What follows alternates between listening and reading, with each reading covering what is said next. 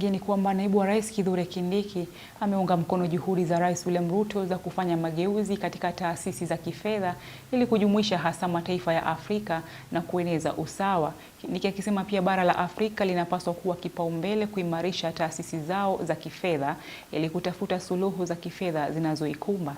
Kindiki amepongeza shirika la Atidi kwa kuwa nguzo kuu katika utoaji wa fedha kuhakikisha kuwa bara la Afrika linazidi kukua.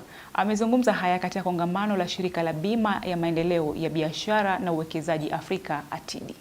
Naibu wa Rais Profesa Kithure Kindiki amefungua rasmi kongamano la shirika la bima ya maendeleo ya biashara na uwekezaji Afrika Atidi. Kindiki katika hotuba yake akipigia upato mageuzi katika taasisi za kifedha ulimwenguni ili kuhakikisha ujumuishaji sawa hasa wa bara la Afrika, jitihada ambazo Rais Ruto amekuwa akipigia debe mara kwa mara.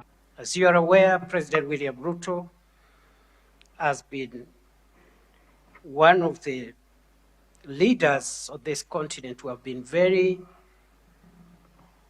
clear that going forward, we must not only push for the reform of the global financial architecture, but we must also create African regional financial architecture that underwrites African development, not only in terms of mobilizing resources, but also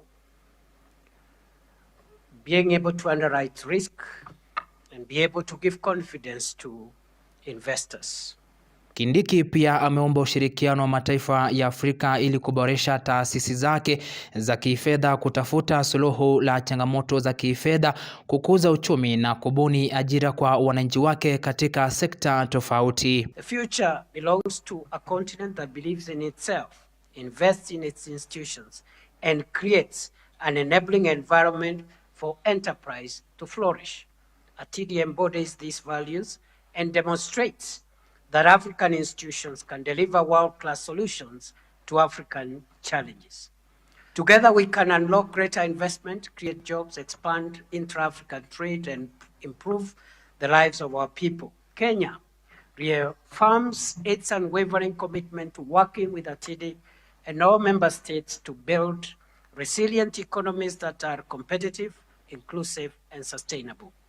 Aidha, shirika la bima ya maendeleo ya biashara na uwekezaji Afrika Atidi limejivunia hatua ambazo limepiga kuhakikisha bara la Afrika linastawi, viongozi kadha wakifurahia hatua ambazo zimepigwa. Atidi has evolved into one of the continent's most credible multilateral financial institutions, providing innovative risk mitigation solutions that strengthen investor confidence, facilitate trade, and catalyze sustainable development. Institutions such as Atidi are becoming indispensable partners in bridging the gap between investment opportunities and available capital.